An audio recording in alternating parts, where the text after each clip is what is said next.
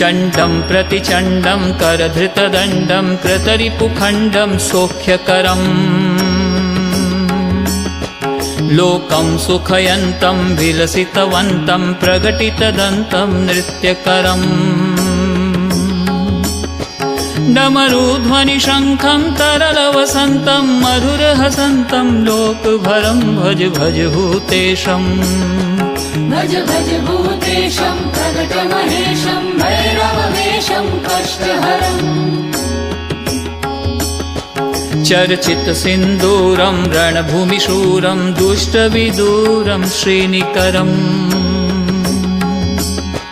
किं किं गणरावं त्रिभुवनपावं खर्परसावं पुण्यभरम् करुणामयवेशं सकलसुरेशं मुक्तसुकेशं पापहरं भज भज भूतेशम् भज भज भूतेशं प्रकटमहेशं भैरववेशं कष्टहरम् कलिमलसंहारं मदनविहारं फणिपतिहारं शीघ्रकरम् कलुषं शमयन्तं परिभृतसन्तं मत्तदृगन्तं शुद्धतरम्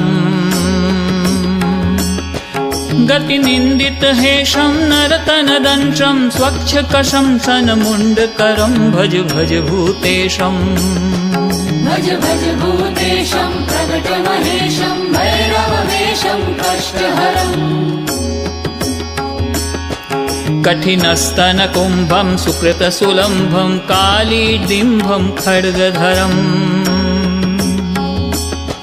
व्रतभूतपिशाचं स्फुटमृदुवाचं स्निग्धसुकाचं भक्तभरम् तनुभाजितशेषं विमलसुदेशं कष्टसुरेशं प्रीतिनरं भज भज भूते